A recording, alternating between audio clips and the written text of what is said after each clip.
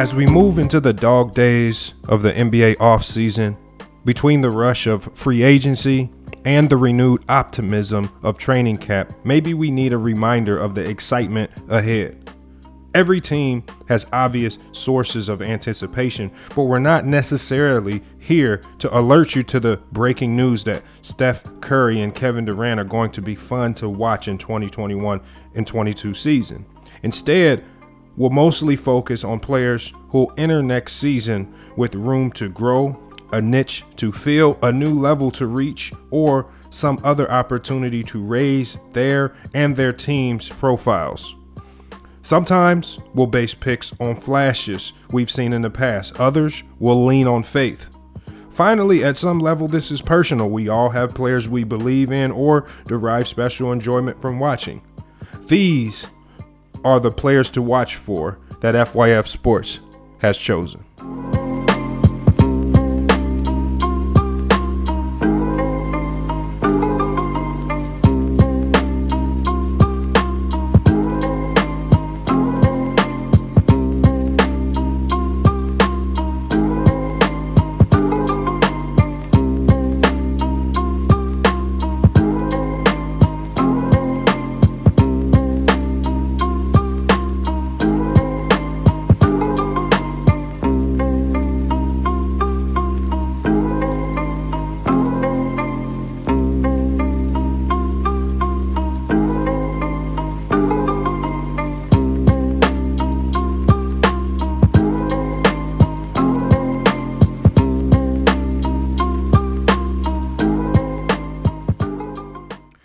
For the Atlanta Hawks, DeAndre Hunter is next up. For the first month of the 2020-21 season, DeAndre Hunter was in full breakout mode. The second-year wing was averaging 17.2 points per game, 5.4 rebounds, 2.2 assists per game, with shooting splits of 51%, 36%, and 87%. And that was all when a torn meniscus shelved him, limiting him to just 5 more games during the regular season. The Atlanta Hawks are almost comically long on young wings and forwards, and that was true before Jalen Johnson used the Summer League to announce he shouldn't have fallen to 20th in the 2021 draft. Kevin Huerter, who continued to flourish in the postseason, and Cam Reddish, whose middle name might as well be Keep Showing Flashes, also have tremendous potential, but Hunter looked like an ideal 3-and-D option with the added bonus of a blossoming off the dribble right up until he got hurt. If he's healthy, and if that first month of his sophomore season was more signal than noise, Hunter should and could be a key to keeping the Hawks in the thick of the race for the Eastern Conference crown over the next half decade or so. For the Boston Celtics, it's Robert Williams III. The $54 million extension that Robert Williams got from the Boston Celtics this offseason means the organization believes he's ready. Ready to contribute like an above-average starter at center, ready to prove he's gaudy and averages of 15.2 points, 13 rebounds, 3.4 assists, 3.3 blocks per 36 minutes, will hold up when his playing time increases significantly. Ready to be known more for his dominant interior defense, clever passing, and Velcro-mitted rebounding than being late for stuff. Returning vet Al Horford is a security blanket. If Williams isn't capable of avoiding foul trouble or doesn't tone down his jumpiness on defense, the Celtics could turn to Horford and Enes Kanter in the middle. But if Time Lord reaches the potential his contract suggests is within his grasp, he could bring the physicality and athleticism Boston needs to reach another level in the Eastern Conference's hierarchy. Assign predictive value to a Summer League co-MVP honor at your own risk, but at least acknowledge that Cam Thomas won it, along with the Sacramento Kings rookie Davion Mitchell, by doing the exact thing every pre-draft evaluation said he could. Simply get buckets. Thomas is the type of scorer who rolls out of bed halfway through a snatchback crossover to set up a pull-up jumper. He's a born gunner, single-minded about that specific task in the best way. He averaged 23 points per game in his lone season at LSU, leading all Division I freshmen, and then went to the Vegas Summer League with 27 points per game, the highest average recorded by a player logging at least 4 summer league games. The Brooklyn Nets, if healthy, were already in line to field the most potent offense in league history, and the profoundly confident Thomas' skill is duplicative on the roster. But who cares? At the very least, Thomas is going to shed garbage time defenses and should threaten the league lead in points per minute. He'll make the dominant Nets worth watching for a full 48 minutes, even if the game is competitive for only 24 or so. LaMelo Ball had it from the moment he first took the floor as an NBA player last season. He had an undeniable presence and a power to influence the tone of the game, uncommon in young players. The way he saw the floor, his audacity as a passer, his instincts, all of it felt special. He was also imperfect, inconsistent as a shooter. Ball shot 40% or better from deep in December, February, and March, but was 25% or worse in January and May. Some of that last month's inaccuracy could have been due to a 6-week layoff for a wrist injury, but it still illustrates Ball's general streakiness. Healthy, able to compete a full training camp as the league returns to its normal schedule, settled in as the face of the franchise, and critically, thoroughly scouted by the opposition, Ball has a chance to validate the this one special vibes he exuded as a rookie, or prove those who think he's more style than substance correct. Bet on LaMelo Ball providing substance with style for the Charlotte Hornets. For the Chicago Bulls, it's Patrick Williams. Nikola Vucevic, Zach LaVine, and DeMar DeRozan will do all the heavy offensive lifting for the Chicago Bulls, which means Patrick Williams won't be forced into the higher usage role he often resisted as a rookie. Sam Smith of Bulls.com noted in a write-up of Williams' season that the 20-year-old forward repeatedly has said scoring isn't natural for him, and he actually prefers to be something of a helper, playing defense, passing, moving, enjoying the team concept. It's why he was the rare top 5 draft pick who never started in college and never complained about it. And then Williams hung a 30 spot on the San Antonio Spurs in a 92-89 Summer League win August 10th. It seems the scoring prowess is there somewhere, along with more obvious gifts such as shutdown defense, athleticism, and length. Williams is a key to the Bulls' present and future. If he can be the gap filler on D, the mistake eraser who makes an otherwise offense first, defense optional rotation work, he will not only help Chicago secure the playoff berth it craves, but he'll also give the franchise a bridge to the future.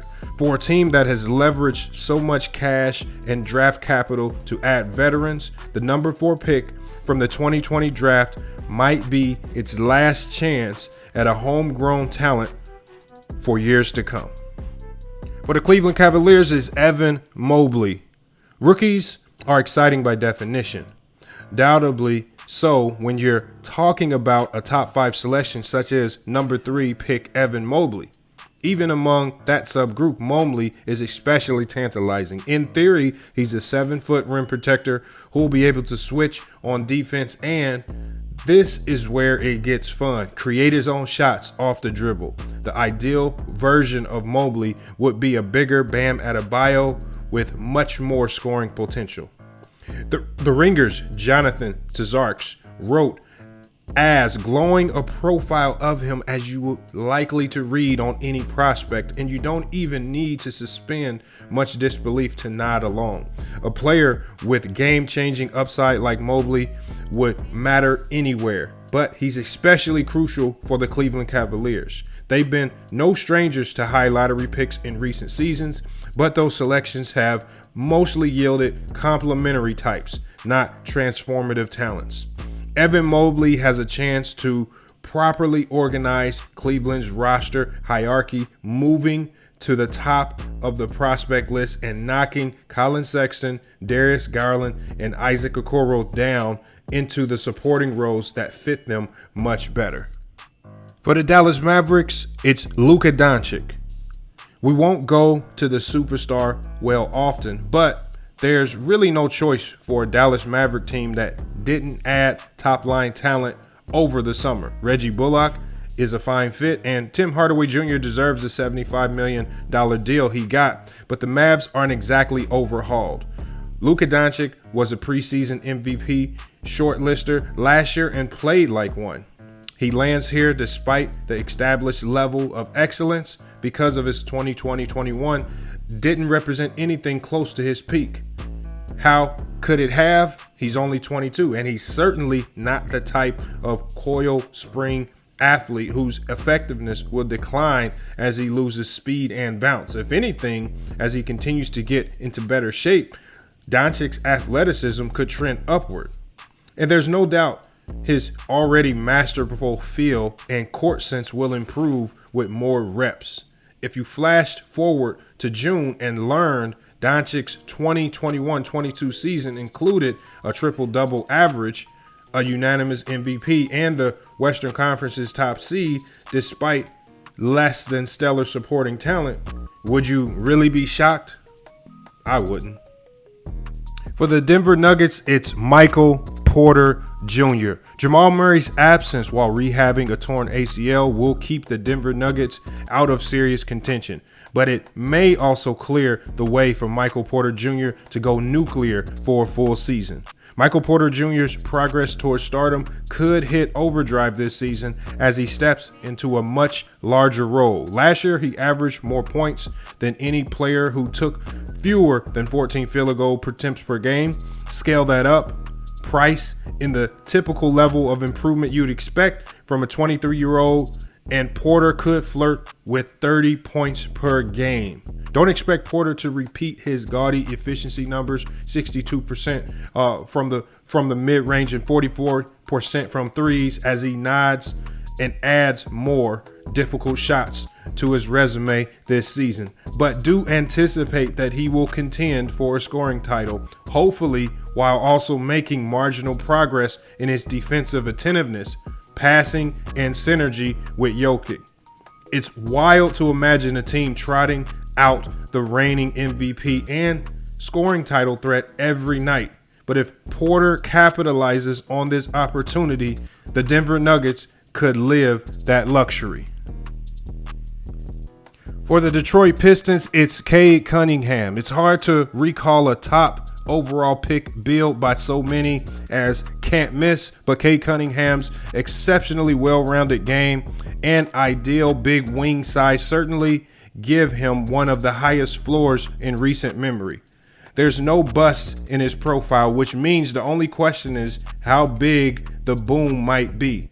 High floors are great, but the most exciting part of watching the Detroit Pistons rookie will be the indicators of his ceiling.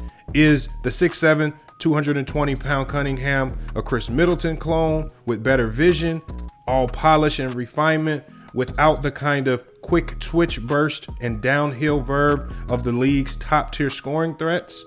Don't mistake that question for a knock on Middleton, who just validated himself as the second best player on a championship team. It's just that the hype suggests Cunningham is capable of being more than that. The difference between the Pistons mattering over the next several years will be whether Cunningham is great or merely very good. For the Golden State Warriors, it's Jonathan Kuminga. Before the hype train gets rolling, understand that Jonathan Kuminga shot 39% from the field and 27% from the three-point line against Summer League competition and might spend a chunk of the season in the G League. He's raw, inefficient, and still 18 years old. The third thing helps explain the first two. Shooting percentage and caveats aside, Kuminga, a 6'7", 225-pound forward, showed too many flashes of superstardom to ignore. Everyone saw him cross his defender up above the arc and take off from the dotted line. But only those who scour every minute of his Summer League tape know just how many other drool-worthy highlights he turned up. Kuminga also bullied theoretically elite defensive prospect Scotty Barnes on several drives, simply using his size and body control to put the number 4 pick in the basket. It takes some players years to learn how to use strength like that, but Kuminga already understands he can succeed by initiating contact and trusting his ability to overpower who is in front of him. He sees the floor better than a teenager with his scoring instinct, has the right to surprise his opponents with length around the rim, and already has the frame and physical tools of a top-flight All-NBA wing. If Kuminga sustains these flashes while improving his understanding of the game's finer points, the Golden State Warriors will have an ideal bridge to the future, or a blue chip to put into a trade package for a superstar. Either option will be extremely exciting for the Golden State Warriors. Next team up is the Houston Rockets. We've actually selected two players, Jalen Green and Alperen Sengun. Jalen Green is the easy choice. Everything about the number 2 pick is exciting, from his style and confidence to a level of soaring athleticism probably not seen since Zach LaVine. Just file it away that, yes, we all acknowledge Green is a walking highlight and might be a franchise changer if he leverages his talent into more than empty scoring. But I just can't move on from the Houston Rockets without expressing the depth of my intrigue in the number 16 pick, Alperen Sengun. Lacking what most would term NBA caliber athleticism and a clear position, is he an undersized 5 or a slow-footed 4? Sengun entered the draft with a unique profile that prompted some to value him as highly as first among all prospects. The winner of the Turkish League MVP as an 18-year-old, Sengun has all the skill and craft in the world. If he proves his supporters right and further validates how translatable some overseas stats and achievements can be, the Rockets will have one of the best young cores in the league. Can Sengun's past productivity and skill hold up, outweighing his size issue and lack of conventional athleticism? Will teams lament passing on him like they did with Nikola Jokic, or will he be overwhelmed by the speed and strength of his opponents he'll face in the world's most competitive league? Either way, the Houston Rockets will be one of the most exciting teams to watch. For the Indiana Pacers, it's Isaiah Jackson. Gogo Batadze might want to look over his shoulder as the Indiana Pacers rookie Isaiah Jackson showed signs this offseason that he will push for those precious rotation minutes behind starters Miles Turner and Sabonis. Sure, Indy has a glut of bigs, but Jackson brings the above-the-rim bounce and high-energy activity that none of the 3 more established bigs can match. Jackson is raw, and right now he's just undersized at a willowy 6'10", 205 pounds. The mobility that comes with his frame will only become meaningful if he proves that he has the discipline and fundamentals to survive on switches. Still, it's always worth paying attention to a player who can change the tone of a game defensively. Jackson did that in the Summer League, and he did it with tools few other Pacers have. Indiana has some options up front, and playing time will be in short supply, but Jackson's potential makes him extremely intriguing. For the Los Angeles Clippers, it's Terrence Mann. Terrence Mann was there when Los Angeles Clippers needed him last season, stepping into the void created by Kawhi Leonard's absence and memorably burying the Utah Jazz in Game 6 of the Western Conference semifinals. Mann, who entered the 2019 draft and slid to 48th in part because of questions about his three-point shooting, went 15 of 21 from the field, 7 of 10 from the three-point line, scoring 39 points in that career-defining game. That after hitting 41% of his threes during the 2020-21 season. Whatever questions remained about his shooting have been answered. So now with Kawhi Leonard likely to miss significant time due to a torn ACL, Terrence Mann may find himself playing a 6-man role and possibly closing out games for the Los Angeles Clippers. Even without Kawhi Leonard, Los Angeles has a potential at the guard and wing spots with Paul George, Reggie Jackson, and Luke Kennard back, plus the additions of Eric Bledsoe and Justice Winslow. Terrence Mann's growth and demonstrated comfort with big moments could be a signal he's ready to seize major minutes. If he plays with the same intensity and shoots the ball like he did during the postseason, the Clippers won't be able to keep him off the floor. For the Los Angeles Lakers is Russell Westbrook. Talent rules in the NBA, and Russell Westbrook has a ton of it. From that simplistic perspective, the Los Angeles Lakers were right to trade for him. That's even some logic to the acquisition if you view it through a more nuanced lens. Russ can be energetic and an innings eater who reduces LeBron James's playmaking responsibility and leads the second unit to break-even stretches while LeBron James and Anthony Davis rest. If all goes well, that plan to get the Lakers to the postseason with low mileage on their two best players, giving the franchise a shot to win its second title in 3 seasons. The excitement lies in the uncertainty tied to all of the above. How talented is Westbrook in the ways that matter most to a team chasing a title? Postseason opponents have exploited his lack of shooting for years, and his off-ball movement and defensive reliability have been disappointing for a player with his tools. And about those tools, Westbrook took a career low 19.4% of his shots from inside 3 feet last year, and he dunked less frequently than ever. Ahead of his age 33 season, clear signs abound that a player more dependent on athleticism than most is inevitably losing his explosiveness. There is no guarantee Westbrook can succeed in the ideal, somewhat reduced role the Lakers need him to play. And based on his track record, it's unlikely he'll be clear positive in the playoffs. Westbrook seems to run on defiance and an uncompromising style. It'll be thrilling to watch him try to prove the doubters wrong this season for the Los Angeles Lakers. For the Memphis Grizzlies, it's Jaren Jackson Jr. Ja Morant, as athletically incendiary as a human being gets, is among the most objectively exciting players in the league. But his trajectory towards stardom is a known thing. He's the Memphis Grizzlies' North Star, and it's almost impossible to bet against him becoming an icon and a leader. We might as well pencil him in as a Grizzlies great, basically.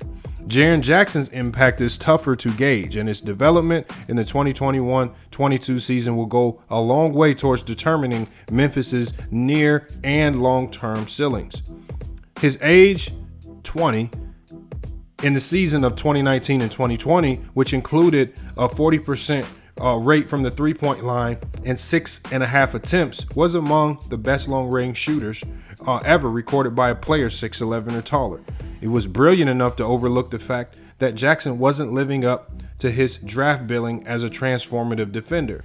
Memphis allowed more points per 100 possessions with him on the court, and Jackson's defensive rebounding, which has been awful for his position every year.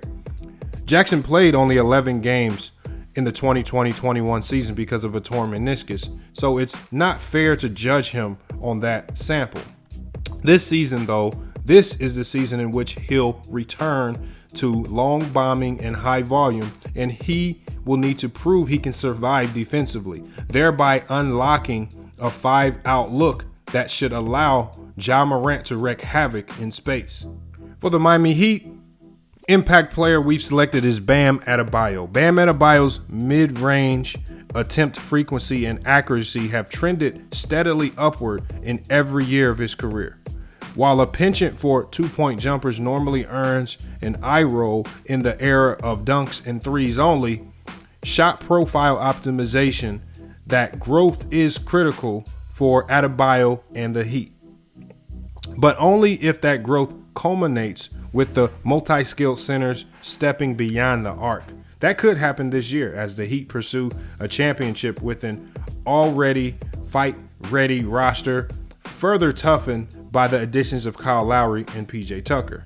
Bam Adebayo proves immense value as a facilitator and switchable defender. Very few centers tick the as many postseason must boxes as he does. Throw in the three-point shooting that feels like it's on the way, and the 24-year-old big man could hit a new level, taking the Miami Heat with him. For the Milwaukee Bucks, we've selected Donte DiVincenzo as the most important impact player. DiVincenzo had plenty of motivation last season after he was traded and then not traded to the Sacramento Kings for Bogdanovic. It's possibly the uncertainty that provided more distraction, though, as DiVincenzo made incremental progress in three-point shooting and assist rate, but slipped in others, most notably his finishing inside the arc and defensive consistency. PJ Tucker, who played a significant and starting role during the Bucks title run, is gone. With new additions, Grayson Allen, George Hill, Rodney Hood should all see minutes in what will likely be a downsized rotation. DiVincenzo is still the one with the most opportunity to thrive. He was a full-time starter prior to the ankle surgery that ended his season, and he's the one who theoretically provides the most two-way balance as part of the closing unit. This is a put-it-all-together year for Donte DiVincenzo, and the stakes are high. The Bucks are in the East top tier, but the Brooklyn Nets loom large alongside them, and that's to say nothing of the Miami Heat, Atlanta Hawks, and the Philadelphia 76ers. For the Minnesota Timberwolves, impact player to watch for is going to be Anthony Edwards. The Minnesota Timberwolves weren't playing for much late last season, so it's risky to put stock in most of the individual performances during the stretch run. Most, but not all. Anthony Edwards closed with a bang, putting up ascending numbers both in volume and efficiency in March, April, and May. To keep it tidy, let's just focus on his post-All-Star numbers: 23.8 points per game, 5.3 rebounds, and 3.4 assists with a 56.7% true shooting percentage. Only 14 players posted numbers for the full 2020-21 season that matched those, and all but one of them were All-Stars. Edwards' teammate Karl Anthony Towns was the 14th. Edwards' first half was rough, marred by inefficient shooting, defensive inattention, and most of the usual shortcomings you'd expect from a 19-year-old rookie. Those games still happen, and they count just the same, but Edwards' progress was undeniable. By the end of the year, he was playing like a high-end first option, which is exactly what the Timberwolves need their top overall pick to become. Anthony Edwards has all the tools to be spectacular in this league, and he seemed to figure out how to use them as his first season wound down.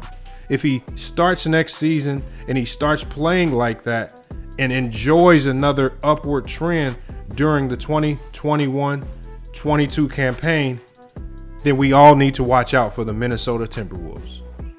For the New Orleans Pelicans, the most impactful player on the roster to watch for is going to be Zion Williamson. An easy choice, sure, but at least we can add some specificity to by saying Point Zion Williamson is the New Orleans Pelicans player most worthy of excitement. If he occupies the on-ball role he took over towards the end of January last season for the 21-22 season, who knows what the possibilities might be. It's undeniable that Williamson's altered role changed the Pelicans' attack for the better. Tasked with initiating the offense more often from February on, Zion's assist rate climbed, with negligible growth in his turnover percentage. The key, New Orleans' offensive efficiency exploded right in tandem with Zion's takeover. In January, the Pelicans posted a 112.6 offensive rating, which climbed to 122.7 in February and held strong at 116.3 in March. The New Orleans Pelicans' overall scoring slipped in April and May, but its offensive rating with Zion on the floor during those months were 119 and 113 respectively. The connection is hard to miss. Zion's physical dominance and unprecedented package of size, skill, and athleticism are what make him special. Now he'll get a chance to leverage all of those gifts at his best position for a full season. For the New York Knicks, the impact player is going to be Kemba Walker. Start with the homecoming angle. Can you imagine the vibe in Madison Square Garden whenever Kemba Walker, a New York City legend who starred at Rice High in Harlem, has a big scoring run? This is a guy whose signing drew tears of joy from local coaches and fans who remember him coming up in one of the nation's most hallowed youth basketball circuits. Less sentimentally, Kemba Walker also represents a missing ingredient for the New York Knicks makeup. He and Evan Fournier will increase the team's shot creation options, especially in the pick and roll. If he's healthy enough to play regularly, Walker could improve the Knicks offense enough to offset what might be some imminent regression in the luck factor on defense. It's unlikely New York will hold opponents to the lowest 3-point percentage rate in the league again. Those numbers are notoriously fickle year to year. You just have to love the possibilities here with Kemba Walker, both as a venerated icon of New York City and sorely needed on-court contributor in the backcourt for the New York Knicks. For the Oklahoma City Thunder, it's Shai Gilgeous-Alexander. If Shai Gilgeous-Alexander, SGA, as his fans know him, had played 100 games last season, I still would have wanted to see more. The aesthetic appeal of his unique pace and craft is that strong. The way he hesitates, weaves, refuses to rush, and caps whatever multi-step dance he's performing with some kind of off-time, deceptive finish conjures images of the league's great practitioners. He's part D Wade with Manu Ginobili, even part Kevin McHale if you want to find historical precursors for his patient fakes and spins near the bucket. 35 games wasn't nearly enough, not when SGA was clearly breaking all the way out. His skill was mixing with production like never before as the guard, now rightfully maxed out on a new deal, posted 23.7 points per game, 5.9 assists, and 4.7 rebounds on a 50-40-80 shooting split during his abbreviated season. Only at 23 years old, Gilgeous-Alexander is already an all-star level talent. That his game is also among the NBA's prettiest to watch only makes him much more of a draw for the Oklahoma City Thunder. For the Orlando Magic, impact player to watch is going to be Jonathan Isaac. Just be healthy, please. Jonathan Isaac has been out since tearing his ACL last August in the Orlando bubble, and his comments to Chris Hayes of the Orlando Sentinel suggest his return at the start of the 2021-22 season is far from certain. The caution is understandable given the length of the 23-year-old's injury history. Previous knee and foot issues have cost him more than half of the games he could have possibly played during his 4-year career. Luck like that makes Jonathan Isaac one of the league's easiest players to root for. If he returns to the floor, flashes his Defensive Player of the Year level impact, and continues to develop a three-point shot, the switchable big man would warm a lot of hearts and give the Orlando Magic someone to build around besides rookie Jalen Suggs. For the Philadelphia 76ers, surprisingly, we feel that the impact player to watch for is going to be Paul Reed. Paul Reed has now smoked the competition at 2 NBA adjacent levels. Last year's G League Rookie of the Year and MVP, Reed subsequently ran wild in Summer League. He averaged 17.4 points, 12 rebounds, 2.2 assists, 2.6 steals, and 2.2 blocks across 5 games in Las Vegas, highlighted by one of the most dominant single Summer League games in memory. Whether his efforts in the NBA's equivalent of the minor leagues will translate to the big show remains to be seen. That the Sixers brought in Andre Drummond to replace Dwight Howard as Joel Embiid's backup suggests they're not sold on Reed as a rotation fixture just yet. Some of that is understandable. Reed is a tantalizing switchable defensive option, but he's not quite center sized at 6'9", which limits his ability to deter shots inside. Still, if his three-point shooting at 44% on 3.6 attempts per game holds up, it's going to be difficult for the Sixers to justify keeping him off the floor, if only as a change of pace option at center against backup units.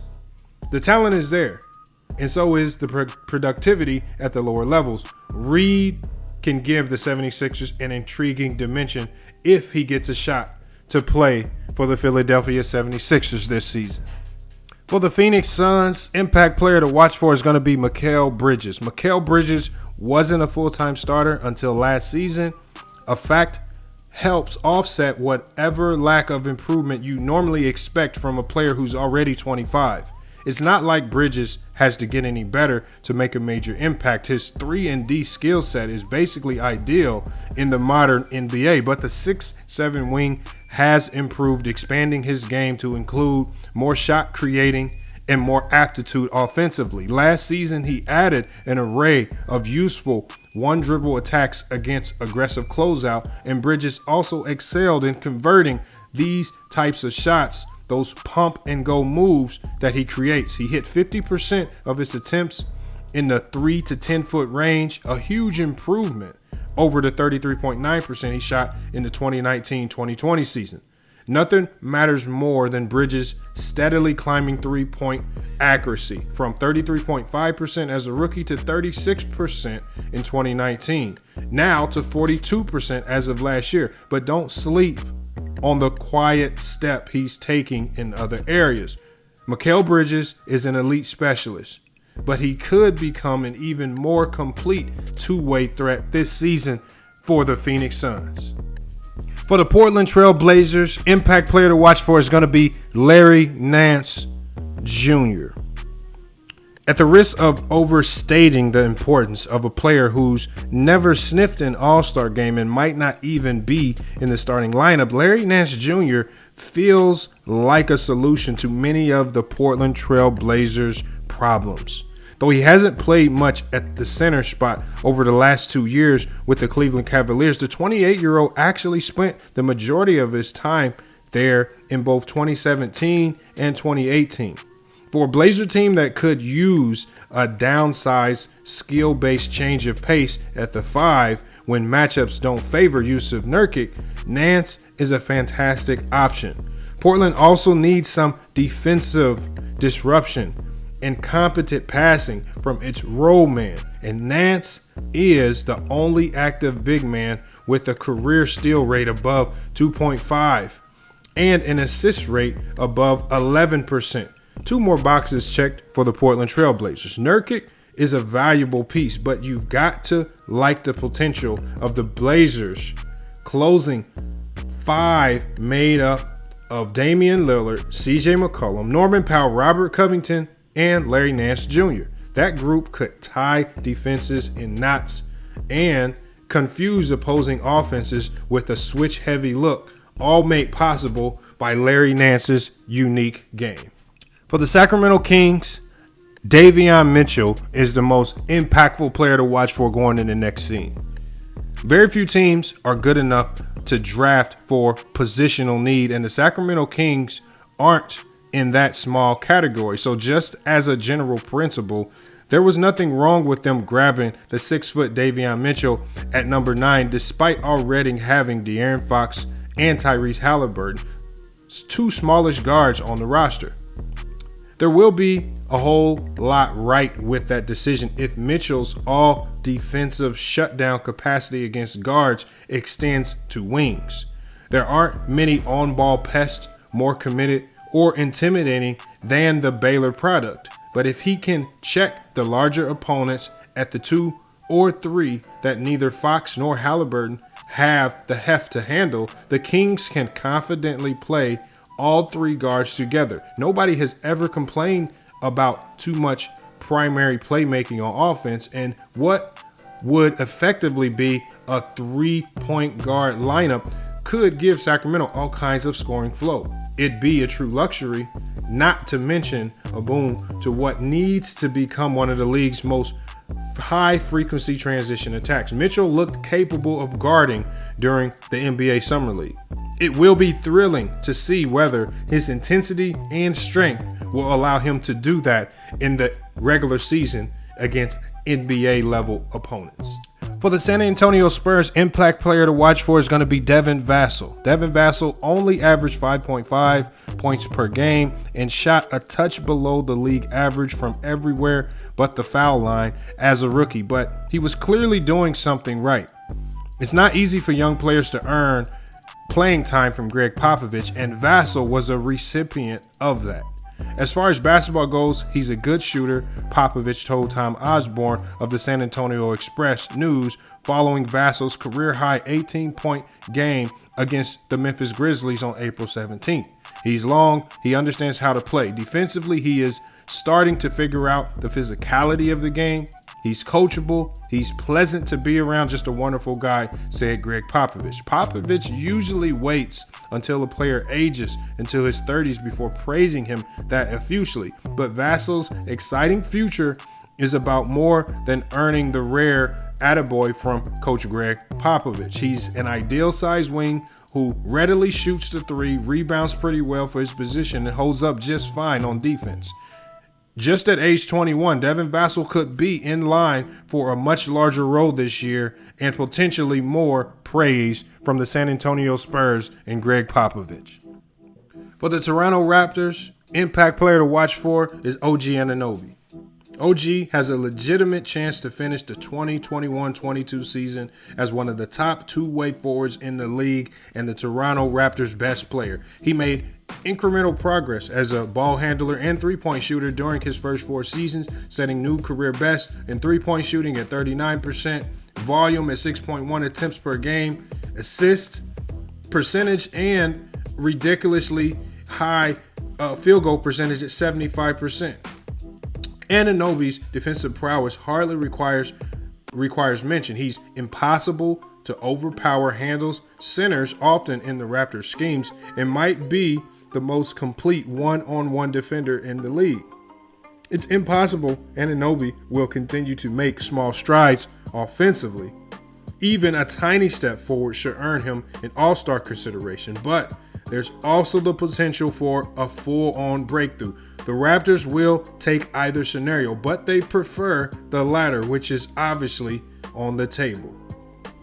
For the Utah Jazz, we have Donovan Mitchell as the most impactful player going into next season. With some exceptions, this exercise has put the focus more on breakout candidates than established stars who could still level up. Donovan Mitchell fits into that underrepresented group.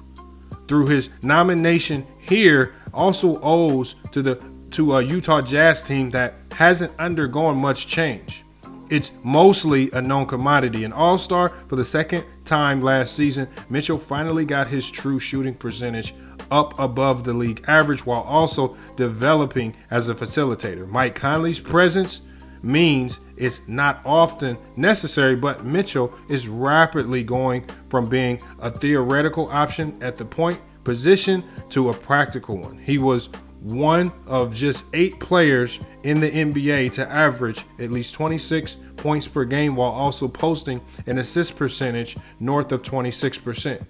Utah was notably worse on defense with Mitchell in the game during the year, and through his postseason, defense might deserve a pass because of the ankle injury. He was complicit in Utah Jazz's fatal inability to keep perimeter threats outside the lane. That's where the real progress could come for Donovan Mitchell, who at least needs to round out his game to keep up with Devin Booker in the unofficial "No, I'm the best young shooting guard in the league" competition. For the Washington Wizards, most impactful player to watch for is going to be Spencer Dinwiddie. It's been a minute since we saw Spencer Dinwiddie in the type of role he'll have with the Washington Wizards. Though he won't be the top option with Bradley Beal on the floor, he'll run the show for long stretches and operate on the ball frequently, regardless of who else is playing with him. After logging just 3 games last season and sharing lead guard duties with Kyrie Irving in 2019 and 2020, Dinwiddie is in a position to prove he's a top flight offensive engine. He'll certainly have to do better than his career 31.8% knockdown clip from the three-point line, but his willingness to take threes at a high volume off the dribble has value in and of itself. Defenders play Dinwiddie tight on the perimeter for that reason, which affords him more opportunities to get into the lane and utilize his excellent foul drawing tactics. He doesn't have to shoot the ball all that well from the perimeter to score efficiently overall. Lots of free throws take care of that. The best version of Spencer Dinwiddie will be a more positively impactful player than Russell Westbrook was in Washington.